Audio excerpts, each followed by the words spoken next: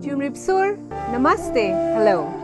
It was here at Phnom Kulen in Cambodia that the mighty Khmer Empire was born when Jayavarman II anointed himself king, breaking away from the Hindu Java Empire.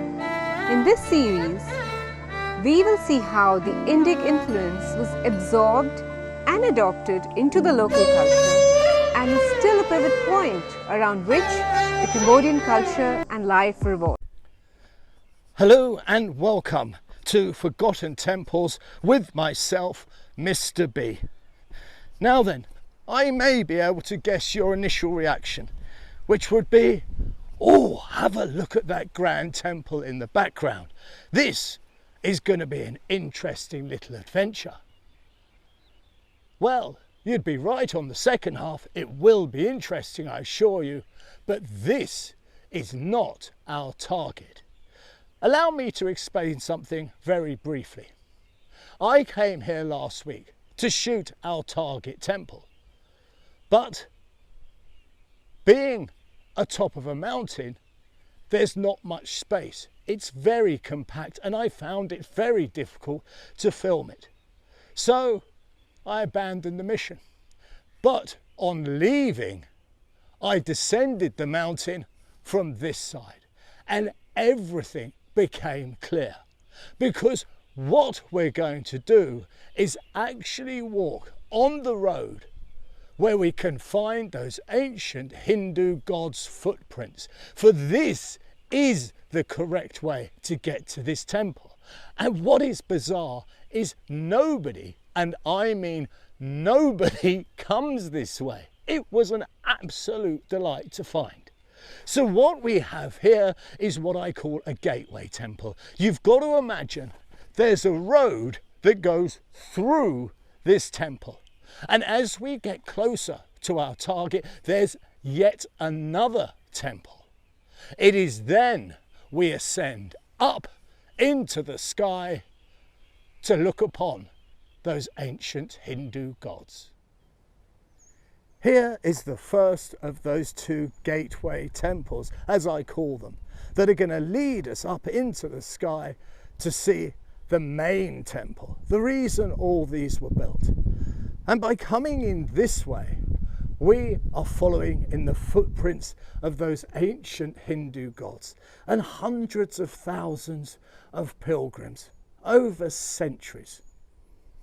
Now, what we see in front of us here, this white building, is a modern addition, of course, because what was added here was this.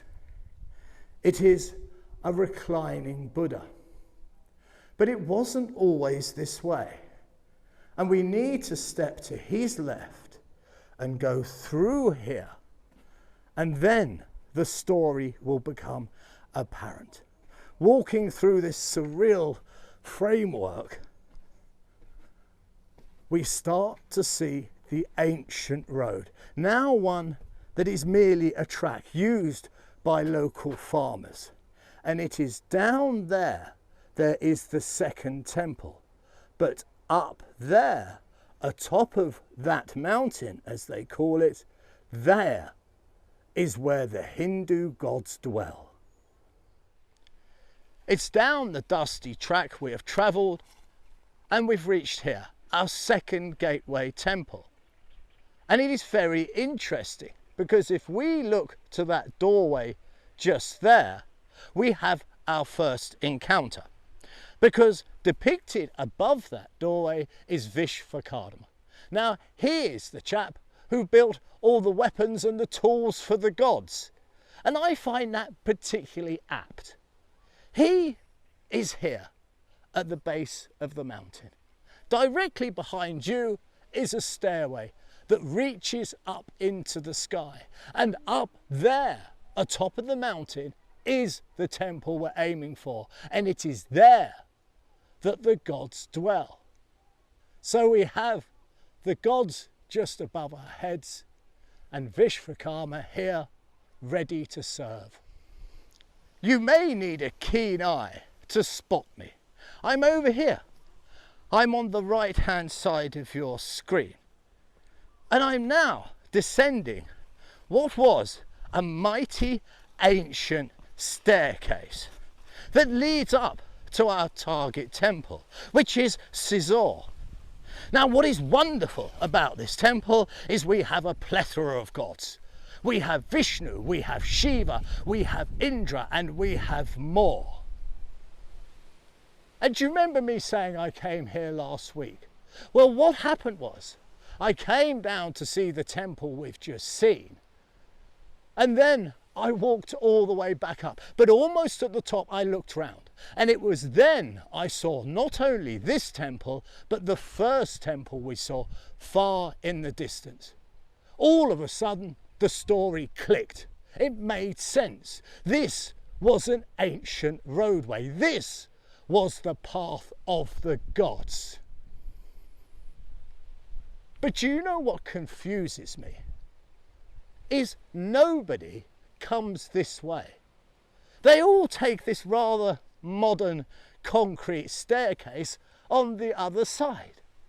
Whereas this, to me, is spellbinding. We are only a quarter away up this staircase. And just think, building this must have been a Herculean task. What I need to do though is spin round, because I can show you the story in a single frame. Here is the temple we've just come from. The first temple is there. I've tried to zoom in on it, but it doesn't afford us much of a better view. What we can clearly say and clearly see is this stairway led to a road that then shot off into the distance. This was the path that the ancients took. Walking this stairway, you certainly get an appreciation as to how difficult it would have been. I mean, only the dedicated trod this path. And it is in situations like this that my imagination takes flight.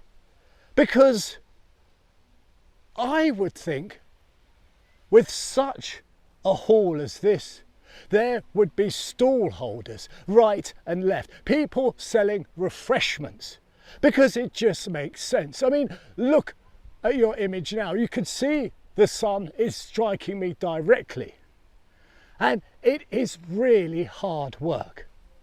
So with my imagination, I fill in the characters, and I can imagine on either side of the staircase the sound of chatter, the sound of bartering, the sound of people selling refreshments and light snacks.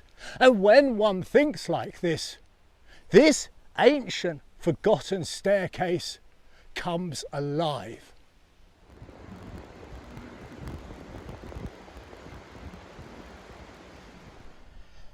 And at last we make it to the very, very top. And look, isn't that a spectacular view? There, stretched out behind me, is that ancient pathway that we have been following.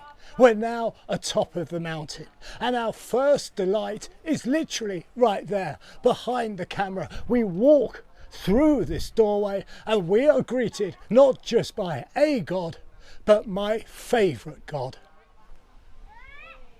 Here at the entranceway, we only have to look upwards to spot our first god. And here he is. It is Indra, pride of place, I feel. You ascend that incredible stairway, and here he is, greeting you. But now we move into the heart of the temple. As I said before, it is very cramped, this temple, and trying to get the angles to film will be difficult. And this is just the second doorway we have been through. And up here is another wonderful depiction, because there lays Shiva and his wife Uma.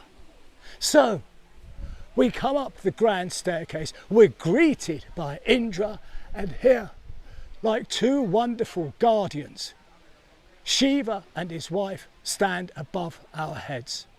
But there is more to see yet. Now, the issue with this temple is extremely cramped. And that's why I retreated last week. I couldn't find a fair way to show you the wonders that lay up here. And if I go round this corner, it will amplify my point. I mean, going through gaps like this, one is compelled to actually walk sideways. On top of a mountain, there is not much room. And as the call to prayer goes out in the background, we come across another doorway and another god, because up here is a representation of Krishna, and he is subduing the Nagas. It's quite incredible. This temple that's held up in the sky like some sort of beacon seems to have a god at every turn.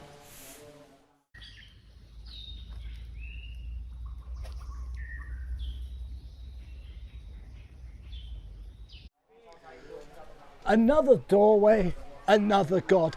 Up here is a Vishnu. Now, I'm very careful there to say a Vishnu, because I'm going to conclude this video with something very, very special. And when I say very special, I mean it. I would never say anything here to misrepresent, to garnish more clicks or alike, because I would be doing the gods and the ancients a great disservice. So when I tell you I have travelled tens of thousands of miles alone, I have seen hundreds upon hundreds upon hundreds of temples, but when I walked through this door, I was amazed. I saw something I've never seen before. And it was almost like the gods were sending me a message. Because right now it's Christmas. It's only days away of 2021. I am alone in a big city. I know nobody. And at Christmas, that can be a little bit sad, I suppose. But when I walked through this door, my goodness, my mood lifted. This temple, above all, is so very, very different. And keep in mind, it was Christmas time. Well, it is Christmas time. And as I walk in, I see electric lights in a temple. I have never seen this before. And look at it. It's bedecked like Santa's grotto. It really warmed my heart. It was almost as though the gods were reaching out to me. But the surprises don't end there. Because look, right here, we have a Shiva linga. But there is yet one more surprise. Here, at the Holy of Holies, we have Buddha at the center. But directly in front of him, right here, is Vishnu. I thought long and hard as to how I was going to end this video. But what better way could there be than having the ancient land itself as a backdrop? Because it is out there that they lived. The people that came to this temple, their houses, their homes, their loves, their losses, their aspirations and desires were all built out there. But now they have long gone. But I hope in some ways we have remembered them, because this truly was a fantastic sight, and I couldn't rest. I came here, I couldn't get it. But when I saw this ancient staircase, as I've said before, click, it all became apparent. and I'm so glad it did. It's been the most wonderful of days. I very much hope you've enjoyed our little adventure, and if you have, I have a small favour to ask you. Please comment down below, because these videos are being sponsored by the Embassy of India, and if you say that you enjoy our little adventures, then guess what? We may well be able to go out on some more, so your support would be deeply appreciated.